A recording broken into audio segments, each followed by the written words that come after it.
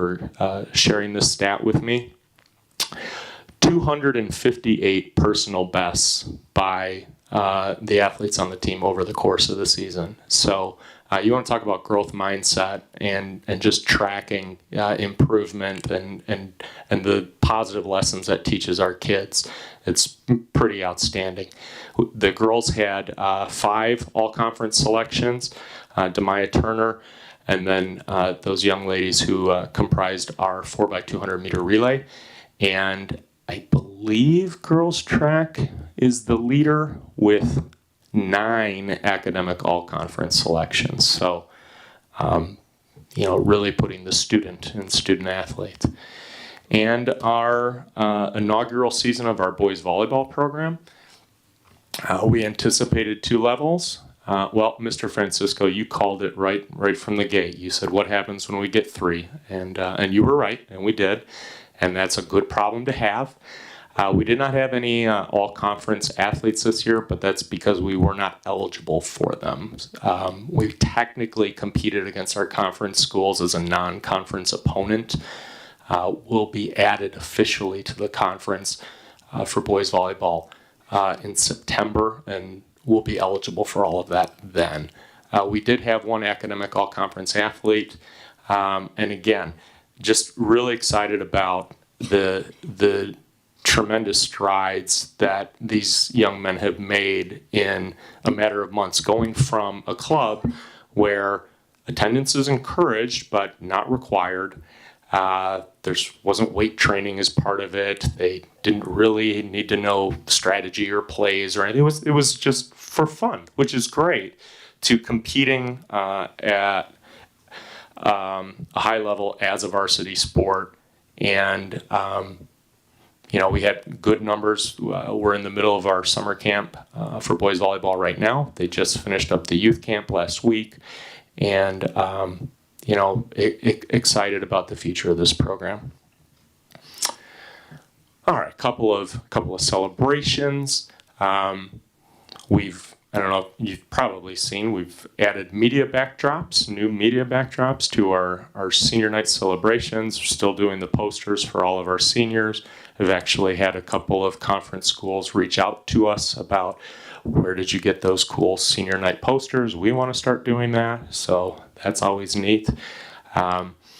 One thing that we would like to incorporate into our senior nights this coming year is what I like to call Panther Nation nights, and that's where we will get other teams who aren't competing that night, to get together as a group, make signs or t-shirts or whatever, and go and support their fellow Round Lake Panther athletes who are celebrating their senior night. So just trying to build some more of those cross-sport bonds and embrace the unified culture of our athletic program. Some more photos of our senior nights. The senior tennis players did not want to use the backdrop. They wanted to use their new windscreens, so you can see that there, the lower right. I said, no, we want the windscreens. You got it, guys. This is a nice new wrinkle to our athletes of the month. Once their poster goes up in the hallway by door 21, they get to take a photo with their poster. I think that was Janet Walsh's idea. It wasn't mine, but it's a good idea, and best idea wins. I have to give a special shout out to sophomore Damon Mosley from our design class. Damon designs, prints, and mounts all of these posters. So again, that's one of our students doing that work. And then when their month is up, we print them a paper copy, like poster paper copy that they get to take home and keep. So our conference celebrates positive sportsmanship at the last home conference event in each sport. These were our sportsmanship winners. Currently, they're determined by our coaching staff. I want to look into including student voice in determining who our sportsmanship winners are. I think that would be an important thing and a positive thing for us to do, and it aligns with our core values in the athletic department. As I mentioned earlier, some photos from our signing day. I don't have much to say on this. I just thought it was really cool, so I wanted to put it in there. Again, it's I say this when we do college signings. Less than 7% of all high school athletes in the country go on to play college athletics at any level, and so getting to do so is a huge accomplishment, and we want to make sure that we celebrate that. So this will be an annual tradition that we do. I mentioned our core values. This was the Panther Pride program that we started this year, and there's just a few examples of some of the spring winners. Again, just a quick reminder, so Pride is perseverance, respect, integrity, discipline, and effort. Those are the 5 core values of our high school athletic program. We do this every season, but for 5 weeks, the coaches start the week talking to the kids about the core value for that week, what it means, what does it look like in school, on the court, on the field, in life, and then encourages the kids to look for examples of their teammates demonstrating that core value that week. And then at the end of the week, they vote on a teammate to be their representative for that core value. And the kid gets a shirt, and we ask them to wear it in school, and they get recognized on social media. Their picture gets put up in the hallway. And just, again, trying to put an emphasis on student voice in the athletic program, but also ownership of living our core values, right? We want to put plaques on walls and trophies and cases, but more importantly, we want them to be closer to the best possible version of themselves when they leave here, at least due in part to being part of our athletic program. So there is a link in this presentation to see all of the Pride winners for each week. Mr. Carroll, just a quick one on that link. That link actually goes to the academic and all conference, not to the prides. No, really? I triple checked it. Well, I can fix that link as soon as I get down from this podium. That's not good. Well, so I apologize for that oversight. I will correct that shortly. In terms of it's still good. The academic, all conference and academic all conferences is a great link for us to have as well. No, those are good too. But I want you to see all the kids that their peers chose, especially since your son was one of them, that the peers chose as the representatives of living the core values for their particular sport. One thing that I have discussed with Chrissy Cacciatore and Mike West is looking for possible opportunities to maybe expand the Pride program to some degree into our fine arts and activities as well. And then maybe down to the middle and elementary schools once we've been doing it here and get all the bugs out. So, but that's early days in those sorts of talks, but that's something we're considering. And then the culmination of this, there's a vote on the overall winner, the student athlete that best represents the 5 core values, and they are only our seniors were eligible for it, and we gave this award at our senior athletic awards banquet in May, and the inaugural winner of it was Allison Dittmer, who was a 12-sport athlete, and in her career here actually was a member of the tackle football team, the girls volleyball team, the girls basketball team, the softball team, and the girls track and field team. So, and a very good representative of our core values in our school and our community. So very proud of her.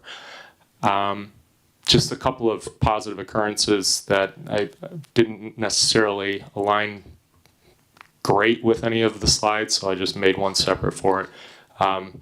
Again, I mentioned this already, but the girls soccer team winning the body armor tournament.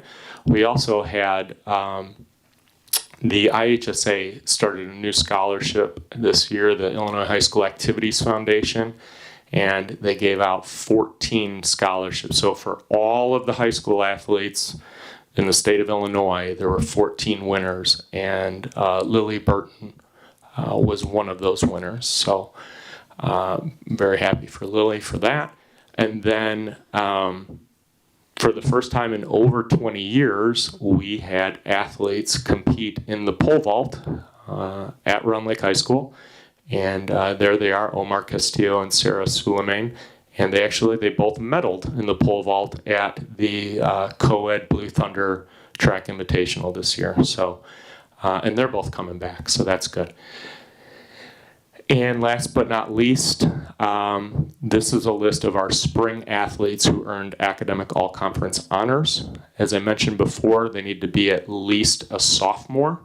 And the reason the conference has that requirement is just to, in that first year, your GPA can go up and down pretty quickly and pretty easily. So it's to make sure that they can demonstrate sustained success in the classroom over a period of time. So need to be a sophomore, need to be a member of a varsity athletic team, and need to have a 3.5 cumulative GPA or higher. And so those 30 athletes earned that this spring, which is pretty impressive. I believe that puts our total count for the year in the 90s, if I'm not mistaken. We had 18, 48,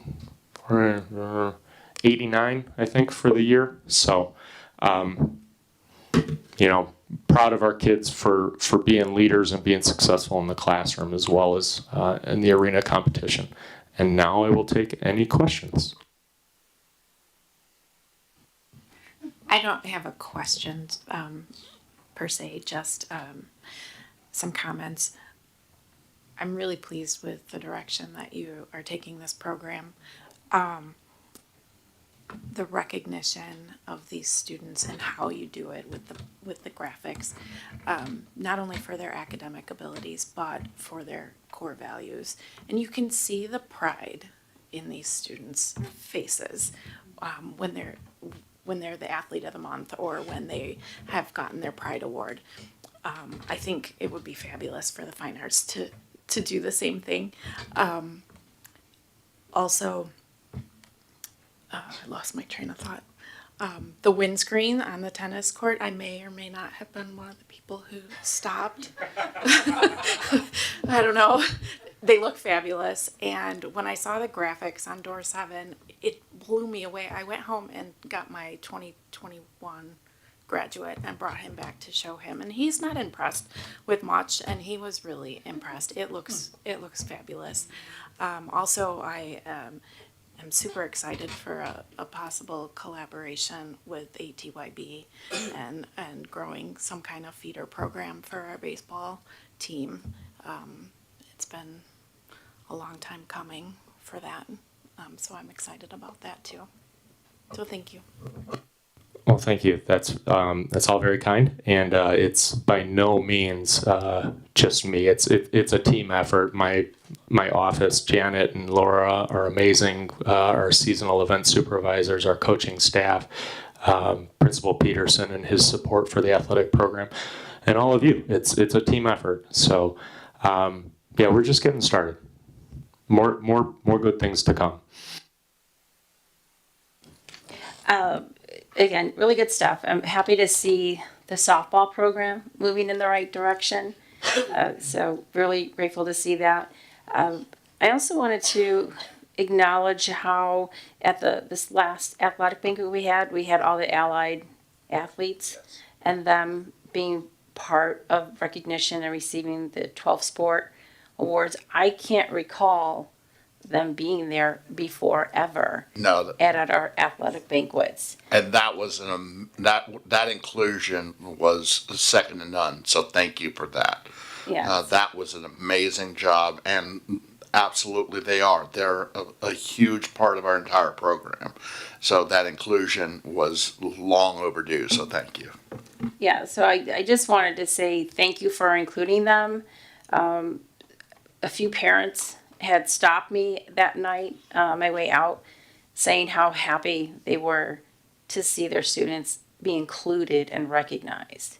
So I wanted to say thank you for that because it was really great to see. Absolutely. It was our pleasure. Thank you, everyone. Thank you. All right, next up, just a couple quick ones. Review of the FOIA report. Did anyone on the board, after reviewing that, have any questions for the administration on the FOIA report? Hearing no questions, next up then, review of contracts under 1,000. Nothing to report there. Next up then is public comment. As always, members of the public may participate in public comment during regular board meetings by attending in person or not, or by submitting electronic public comment form. Please note that speakers are limited to 3 minutes. Electronic public comments are accepted up until noon on the day of the regularly scheduled meeting, and the public commenter will be contacted to confirm identity. Once confirmed, the electronic public comment will be provided to all board members in written form. A link to the electronic public comment is online, and there was no electronic public comment, and from the lack of public, unfortunately, tonight, we will assume that there is no public comment here, which would normally bring us to the superintendent's report, but I'm going to have to ask for a pause of about 5 minutes here, just to step out of the room for a second, handle that, and then come back. So just a little bio break, so to speak, because we are at 9:30, and I apologize. So we're going to take a so we're going to take a pause before Dr. Mendoza's superintendent's report, and we'll be right back.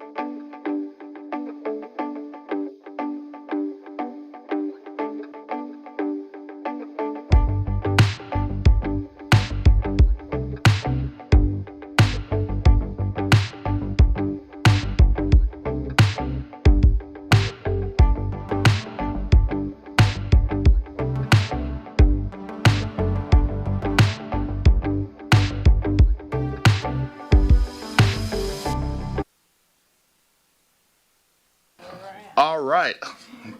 Thank you for that short pause, and we are back. And next up is the superintendent's report. So I'll turn it over to Dr. Mendoza. Thank you, Board President Francisco and the rest of the school board. We have some information for you connected to National Night Out. Local police departments will be hosting National Night Out again this year on Tuesday, August 1st. I apologize. It's a little bit late. National Night Out, as you know, is an event that brings neighbors and local police departments together to help promote community partnerships and neighborhood camaraderie. We look forward to supporting at the various event locations, which are Village of Round Lake, 741 Town Line Road in Round Lake from 5 to 8 p.m. Village of Round Lake Beach, Lakefront Park, 5 to 8 p.m. And the Village of Round Lake Park, 215 Main Street, Round Lake Park from 6 to 8 p.m. 17 members of our administrative team will participate in RLAS trainer certification on July 18th and 19th. That's tomorrow and Wednesday. This certification will provide us with the opportunity to utilize internal team members for our full-scale all-staff RLAS training set for August 9th, 10th, and 11th. Participants include principals, assistant principals, and central office administrators. I would like to thank Corey Fink for his work in organizing this important certification training. Briefly, Ms. Bennett, will you share with the board opportunities optional for you if you're interested? So there's 3 modules of the training that we'll be conducting in district on the 9th, 10th, and 11th. One is an e-learning 1-hour training where our board is welcome to participate in that. We'd be happy to set you up if there's an interest. And then the second module is a presentation where there will be Navigate 360. I think their trainers are coming in for that portion. It's about an hour and a half.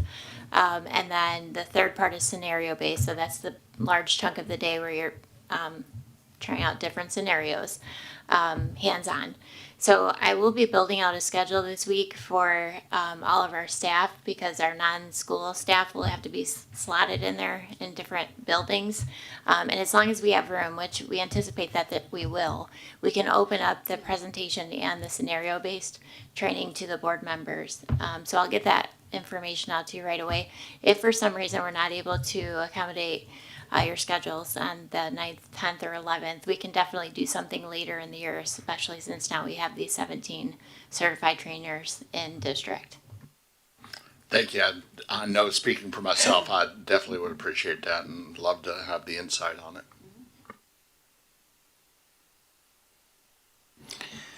Last but certainly not least, the Professional Learning Department, led by Ms. Liz Dampf, has done another exceptional job this summer in coordinating a comprehensive new staff orientation schedule. New staff orientation is scheduled for Friday, August 4th, Monday, August 7th, and Tuesday, August 8th. We look forward to another exciting kickoff to the school year. That concludes the superintendent's report. Thank you, Dr. Mendoza. Any questions for Dr. Mendoza on that report? Could we get the National Night Out added to the board calendar just for visibility? So, just a reminder for us. Yeah, especially with Please. With the different locations as well. And then I'm sure, and that's on the same page, if we can all try to spread out a little bit and hit our respective villages, so to speak, and maybe in that you get to draw you draw the park and I'll take Round Lake from our 2 sides. I'm not going. No. Take Round Lake. Okay, then that's great. No worries. Then I'll hit the park because that way we can kind of spread out and everybody has their own communities as well. So I unfortunately am out of town, so I won't be here. you have other Round Lake Beach people.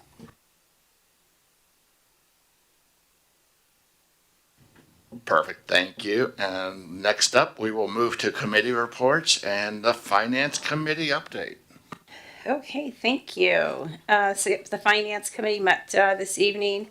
So again, we have some items on the agenda from Finance that are on the agenda as we move forward. So I'll cover those that are not.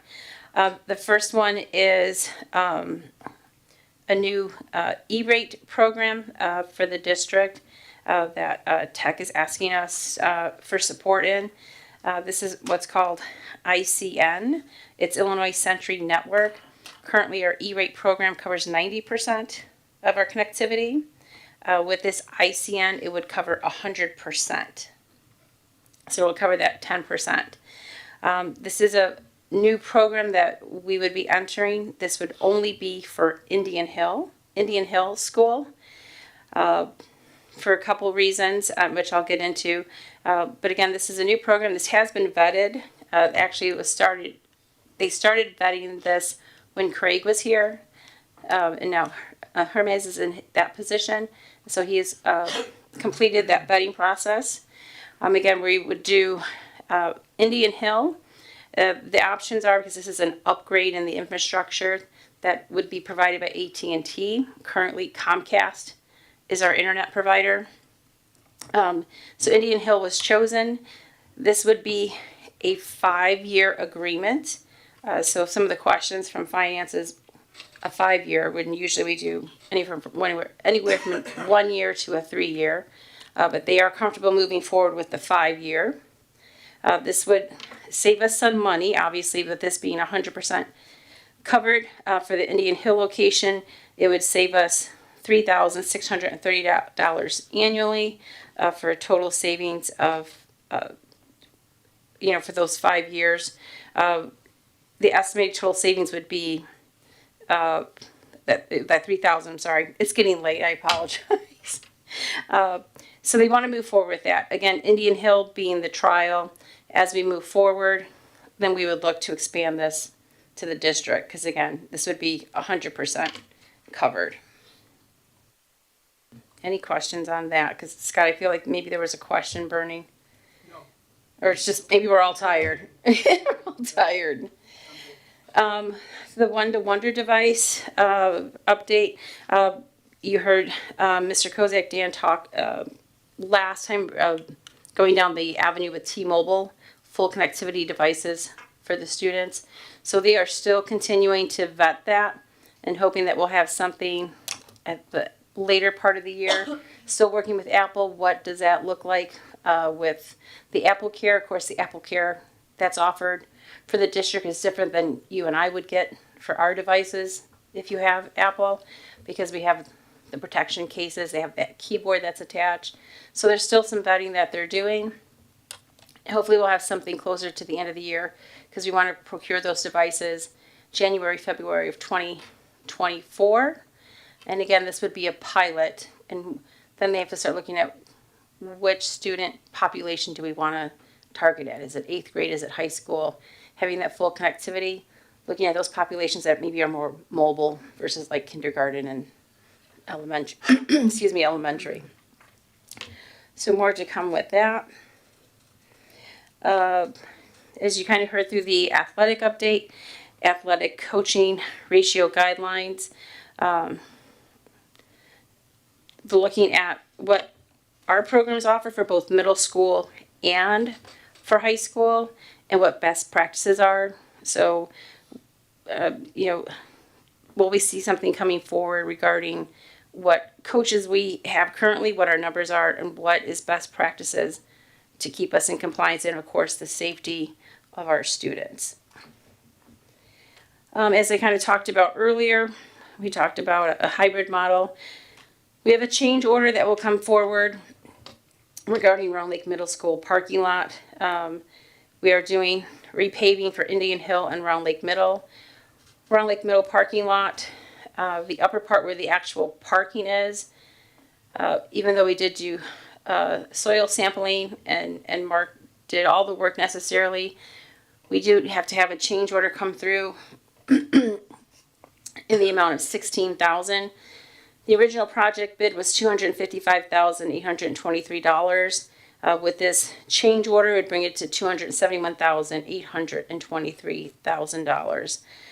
Again, this is because we need a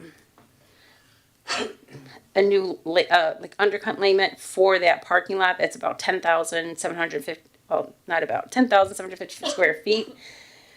So because of that, of course, we want to.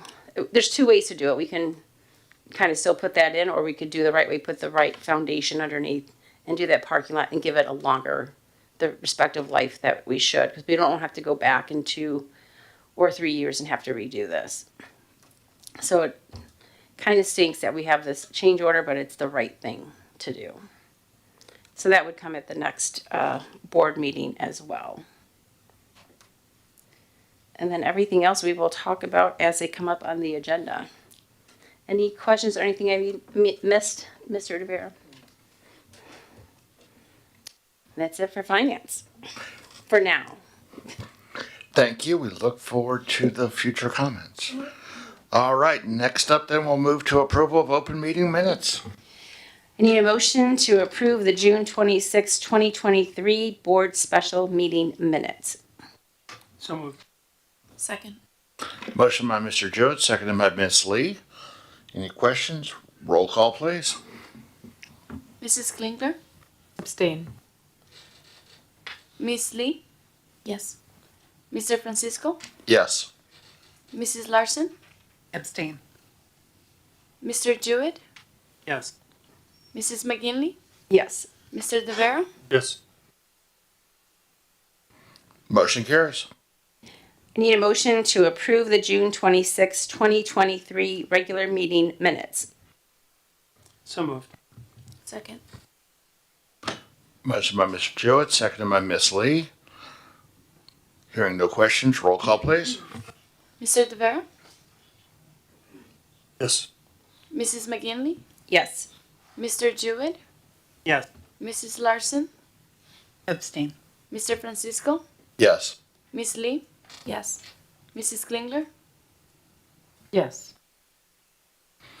Motion carries. Moving on to the consent agenda, I need a motion to approve the consent agenda for the accounts payable report for $4,258,832.62. The previous motions report for $173,145.77. The June 2023 Treasurers Report, the June 2023 P-Card Report, the July 17th, 2023 Employment Report. So moved. Second. Motion by Mrs. Klingler, seconded by Mr. Jewett. Roll call, please. Mrs. McGinley? Yes. Mr. Francisco? Yes. Miss Lee? Yes. Mrs. Larson? Abstain. Mr. De Vera? Yes. Mr. Jewett? Yes. Mrs. Klingler? Yes. Motion carries. All right, we're at new business. I need a motion to approve the contract of services and related documents with Conscious Campus. So moved. Second. Motion by Ms. Lee, seconded by Mrs. Klingler. And yes, this is one of the items that was on the finance agenda. This is grant funded, and they did this at the high school. They are expanding it to the middle school. There was just some verbiage that we had updated in the contracts, but all is well. I have one quick question. Do they vet the speakers to make sure that there's do they do background checks? Yes, yes. Conscious Campus is a large organization that specializes in motivational speakers and so forth. So they do take care of all that. Thank you.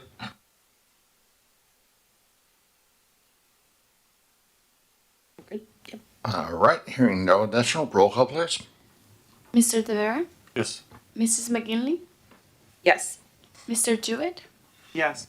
Mrs. Larson? Yes. Mr. Francisco? Yes. Miss Lee? Yes. Mrs. Klingler? Yes. Motion carries. I need a motion to approve to authorize the superintendent to enter into the into an agreement with Comcast and to authorize the superintendent or his designee to execute any and all documents related to the contract in the amount of $3,728.15. So moved. Second. Motion by Mrs. Klingler, seconded by Mr. Jewett. So again, this was on the finance agenda. This is obviously the internet agreement. This is for the Old National Bank, which we'll have take possession of. Hopefully, we're looking by August 1st. This is for the internet services. This is a 1-year contract to get us into the building and have those monthly services come through. And then next year when we do the E-rate process, that'll be rolled in to the E-rate process. Hearing no additional questions, roll call please. Mr. Tavera? Yes. Mrs. McGinley? Yes. Mr. Jewett? Yes. Mrs. Larson? Yes. Mr. Francisco? Yes. Miss Lee? Yes. Mrs. Klingler? Yes. Motion carries. I need a motion to approve the contract with Municipal Research, Inc. in the amount of $1,550. So moved. Second. Motion by Ms. Lee, seconded by Mr. Jewett.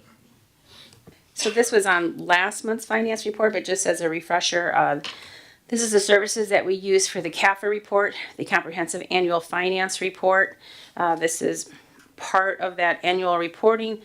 They provide the demographics into the communities we serve, the 5 villages that our student and family population comes from. Hearing no additional questions, roll call please. Mrs. Klingler? Yes. Miss Lee? Yes. Mr. Francisco? Yes. Mrs. Larson? Yes. Mr. Jewett? Yes. Mrs. McGinley? Yes. Mr. Tavera? Yes. And motion carries. Need a motion to approve the appointment of Mrs. Christy Belciotis and Dr. Pamela Kibbens as the Round Lake Area School District 116 IMRF authorized agents and direct administration to execute all documents relating to these appointments. So moved. Second. Motion by Ms. Klingler, seconded by Mr. Tavera. Again, this was on last month's finance report. This is our yearly appointment for IMRF agents or representatives. Hearing no additional questions, roll call please. Mr. Tavera? Yes. Mrs. McGinley? Yes. Mr. Jewett? Yes. Mrs. Larson? Yes. Mr. Francisco? Yes. Miss Lee? Yes. Mrs. Klingler? Yes. Motion carries. I need a motion to approve the list of public depositories and authorize board officers and district administration to execute all documents related to these. So moved. Second. Motion by Mr. Tavera, seconded by Ms. Lee. Again, this was on last month's finance report. Again, this just states our banks, State Bank of the Lakes, Bank of New York, PMA, and Bank of Chicago. Roll call please. Mrs. Klingler? Abstain. Miss Lee? Yes. Mr. Francisco? Yes. Mrs. Larson? Yes. Mr. Jewett? Yes. Mrs. McGinley? Yes. Mr. Tavera? Yes. Motion carries. I need a motion to approve the contract with College Athletic Pathways Planning Software and Services with Honest Game in the amount of $7,300. So moved. Second. Motion by Mr. Tavera, seconded by Ms. Klingler. So again, this was last month's finance report. The only reason why I didn't get brought forward then and we postponed it to this one is the contract had us, this is a 2-year contract with Honest Game. The contract read that we had to pay them up front for the 2 years, and we do not do that. We pay yearly. So we had to get the contract rewritten so that we can pay the annual. So that's why it's before you now. Hearing no additional questions, roll call please. Mr. Tavera? Yes. Mrs. McGinley? Yes. Mr. Jewett? Yes. Mrs. Larson? Yes. Mr. Francisco? Yes. Miss Lee? Yes. Mrs. Klingler? Yes. Motion carries. I need a motion to approve the contract with Sway Medical in the amount of $1,250. So moved. Second. Motion by Mrs. Klingler, seconded by Mr. Francisco. So again, this was on tonight's finance agenda. This is a software to do baseline concussion testing. So we had quite a few questions regarding this contract. I'll start maybe with some of the easier ones and work up. The first one is the contract didn't talk about training of this to our athletic trainers. But Mr. Carolzak went through that, so we have that covered. The other thing is, because it is software-based, they did go through SAPA and make sure that they hit all those points. But our athletic trainers don't have iPads to do this. So how do we get the athletic trainers into the rotation of those district-issued iPads, and they go through that renewal process and keeping those up to date. So we've covered that and make sure that that will happen. So they will get some used iPads that aren't being used just to get them started, but then will become part of that process because we don't want the athletic budget to pay for those iPads. It should be part of that annual process we have. The next one we had was regarding PHI or HIPAA compliant. It does state in there, but again, as they're doing a baseline for all our students, it starts to, we're entering patient information.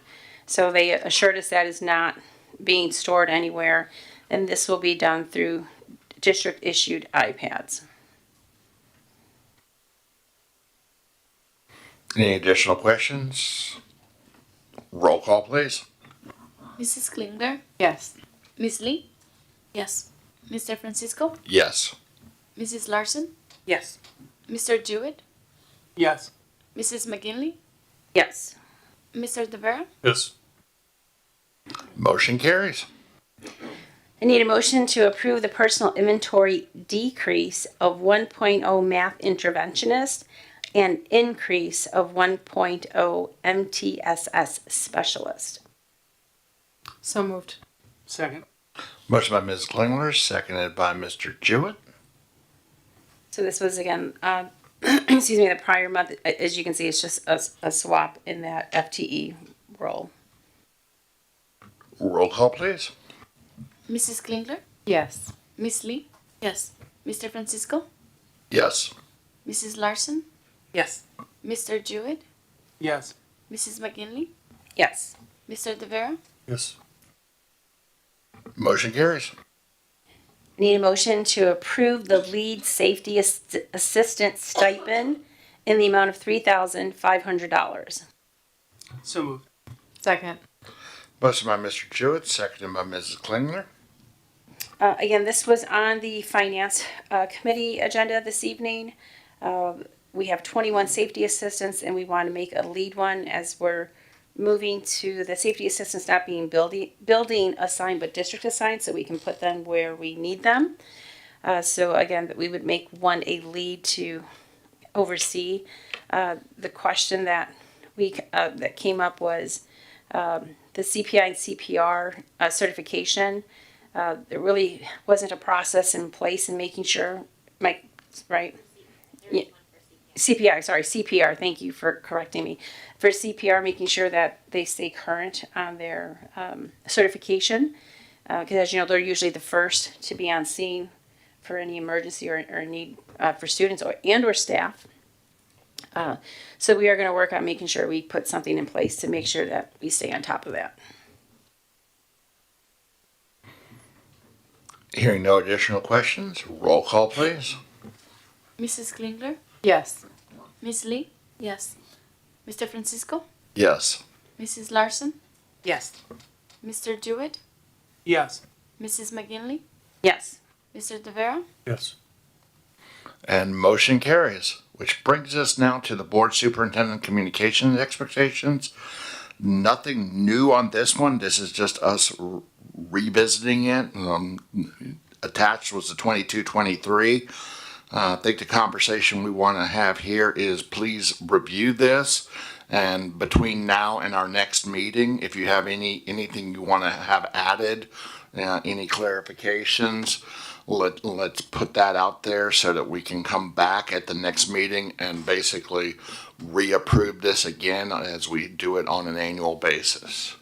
The other thing is just a gentle reminder at the bottom of the first page, there's an active link which takes you to the social media addendum, I guess, or the supplement, which in itself is I think it's media. It's really positive. I think for me, this document means a lot because I'm constantly looking at it. The team is actually aware of many of these things. So it just helps govern what your expectations are of me as your lone direct report. So it's effective. I think it's super positive for me. It helps guide our team. And, if there's anything you want to see changed, I'm certainly open to it. So.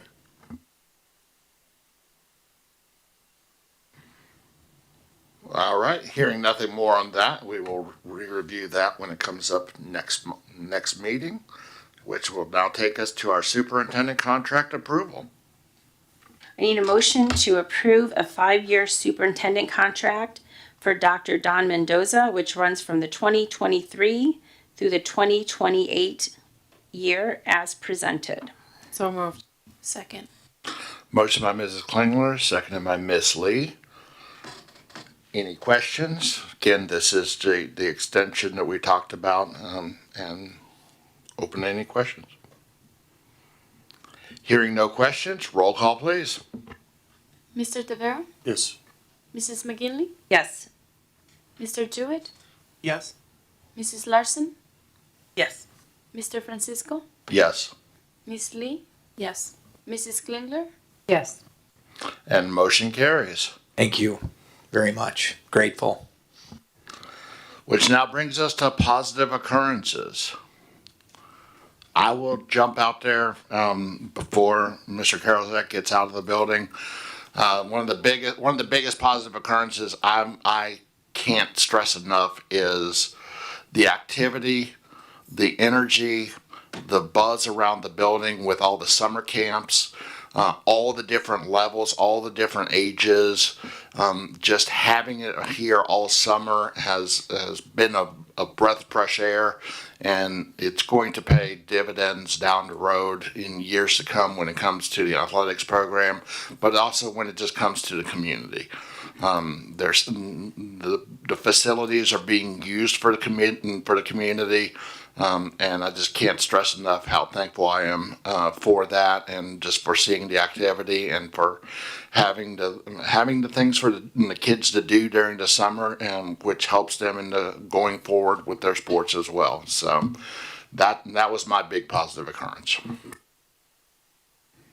I have a couple. I attended the summer, I think it was like the drama program they did George and the Giant Peach. It was great to see. They had kids from elementary all the way through high school. They did a great job. It was really good to see. I know Cheer had a successful car wash. I believe Color Guard has a car wash coming up as well. So hopefully people can get out and do that. And then I just wanted to put out there, I know the Fine Arts Boosters has a sponsorship program going on. So I know they have an active link on their site. So I hope many people will support that. They do a lot of great things for the students, not just high school, but elementary as well. So hopefully people will support that. That's all I got. Hearing no one else, we will move to future agenda items. Anyone have any future agenda items to touch base with? I do, and actually this is around dual language learning. So I attended a session at one of the conferences, and it was actually a presentation of dual language classroom, and it was in a East Coast, well-resourced school district, and the primary driver for their dual language learning was the benefit that it has to those that are non-native speakers. And it was very, and just speaking about the benefits, because that school district actually had a majority of English speakers as non-native speakers in their school district. So I'm wondering, in our dual language classes, do we have, and it's 10 o'clock, so I don't need to get into any details now, but are there native language speakers in those classrooms? And if so, because I've seen the report about the benefit for the non-English speakers, what about those that are the English speakers? We'll definitely bring something back. I think, is Melanie here? She is. There's different models. I came from a district that had exactly what you said. Our model's a little bit different, but we'll definitely bring something back for the board in that area. Because I was just thinking about what a way to celebrate the diversity. So that was where that was coming from. I also have one. I would like to set up like I don't know if it needs to be monthly, a review of our calendar for our school district because there is consistently things missing on that calendar and it needs to be addressed. So I don't know if it needs to be like a monthly thing that we do, but I want it as part of the meeting. So what would that look like? I think we could bring, I think I could work with the team and bring like a draft calendar for the entire year for the board to look at. There's going to be certain things that won't be on there at the beginning of the year. But if there's things that are reoccurring that should be on there, we should have you guys look at it to make sure we're not missing anything. Can I ask what's missing? Like where are you seeing the shortfalls? Well, the other day I looked and there's nothing on the agenda in the district calendar or the high school calendar at all for like they have the camp for the band, for example. There's like a 2-week camp that they do. That's not on there. There's just like large sections of things missing. I think there was homecoming was missing. There was a couple of like big ticket items that are just not on there, and it's a consistent issue. So we're working through right now, and we have been over the last couple of weeks, heading into the next couple to finalize calendars for this year, the events at all of the schools. So we asked principals to add in their events so that we're not double booking families. So we kind of do a double check on that. Things like homecoming, we know when that is, so that is up there. So Michael let me know that Julie had asked the question today, so I did make sure that was on the calendar.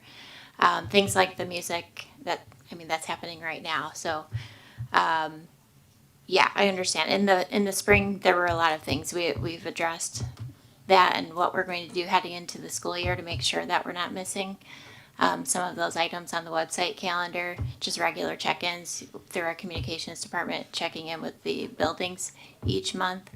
But yeah, we're happy to bring any sort of reporting. It could be upcoming events that we just share with the board through community engagement committee, whatever you'd like. We can. I was gonna say, wouldn't it be part of community engagement, the calendar? Yeah, but I think maybe like a monthly review or something. I don't know how it needs to be done, but it's just. You could actually make that a reoccurring item Inside. on the committee Exactly. and On then your report committee. back to Right. the board. Yeah. Exactly. That's what I'm That'd saying. be It should be fine. on the community events agenda that you review. Just like for finance, we have certain things that they don't fall off the radar. You could do that for community engagement. But I would think, or I would hope, we have a deadline that our buildings have to report to, so we can get those events on our calendar, so families have enough time as well to see that. Yeah, and the certain big ticket ones that we know of fairly far ahead, like homecoming should be one that homecoming graduation dates, those should be out there 6 months a year as best. I know homecoming's a little different because we try to match it with a football game, but 6 months to a year on those big recurring ones, just so that families have that planning time. I know when it comes to camps, that's a different animal, but the big ticket ones for sure. That was my question is there a deadline for all of that stuff to be entered? Because I did ask homecoming, you know, we have working class families that put in their schedules well in advance and, you know, try to take into account their students' activities, and when the calendar's blank, except for athletics, which is not blank, it can be problematic. So is there currently a deadline? Yes, so they're working on entering everything right now. It may already be there. So Sarah LeBlanc's been handling that. So I believe she gave through the end of this week, but I'll have to double check that. Then we were going to use next week just to make sure we didn't have any double bookings. And then what we normally do is Katie starts to populate the calendars for the buildings, and then once webmasters are back, they take that on. So if there's any changes that are made, then they will take that at the building. But it's a lot for the webmasters to jump right back into the start of school and get all those calendar events open. So we do help with that. And then the other thing we probably just need to tighten up is when dates change. Sometimes the individual sponsor of the activity changes it. It may not get to the calendar. We just have to talk about it. And that's really an internal process and accountability. We just can't have that. So that happened in the spring also, if I remember correctly. Because I know I was going to ask about homecoming because I thought it was on the calendar and then it fell off. Because I thought we had an invite for this upcoming. The website calendar didn't have it on, but it is there now. Oh, I know, but I thought the board had it on I never our saw one. calendars. I thought we did, but maybe, who knows? But again, making sure that the board's calendar is current as well is important because we all try to attend these events. We could talk about this later on too, but I think we just want to know, because we get pretty detailed on the list of events, so which ones you actually want invites for, because it could fill up pretty quickly. And I'll put this out just for me. I would prefer to have all of them sent, and that's when in Outlook you can say yes or no. I thought we had that conversation last time that we said send us everything. Send like Michael everything said, and let us we can choose. accept declined. Or hit tentative on everything, so it stays on your Right. calendar. And then you can decide if you want to attend or not. So So we need to make calendaring a future board, or future agenda. Well, we are in the middle of future agenda items right now. It's kind of what we're talking about. I just want to make sure that this for the actual community is dressed though, because it's like, even when I'm looking right now, there's just stuff not on there that should be. So I just want to point that out. Right, but you're going to make it an agenda item for the community engagement, right? Okay. And then the Community Engagement Committee can report back what that's doing. Right, but you're the community engagement chair, so you'll you tell Heather. I just want it done. I get It's it. not being done, so. All right, any additional future agenda items? Hearing none, we will now hold move. on, one- Oops, sorry. No. I know. I just wanted to go back to the communication regarding the visit to the facility in Gurney. So it's moved to August. Is that what? yeah, after the 21st, we'll have to coordinate another date. Okay. Yep. We have not forgotten about it. Kurt did a No, I great know, job. just So yep, wanted just want to to make sure. Put it out here in the public. Yep, absolutely. So I think they gave us 2 dates and then said if you can't do it then it'll have to be after the 21st. We'll try to get it early in the year. Thank you. All right. Next up, we will convene in closed session, which will bring to end this part of the full meeting, the public meeting. So I need a motion to convene in closed session as permitted by statute 5 ILCS 120/2 for the purpose of discussing the following: employment matters 5 ILCS 120/2 C1. So moved. Second. Motion by Mrs. Klingler, seconded by Mrs. Larson. It is getting late. I apologize. Roll call, please. Mr. DeVere? Yes. Mrs. McGinley? Yes. Mr. Jewett? Yes. Mrs. Larson? Yes. Mr. Francisco? Yes. Miss Lee? Yes. Mrs. Klingler? Yes. And that brings to an end the public session for today's meeting. Thank you very much. We look forward to seeing you first part of August for our first August meeting, and have a great evening.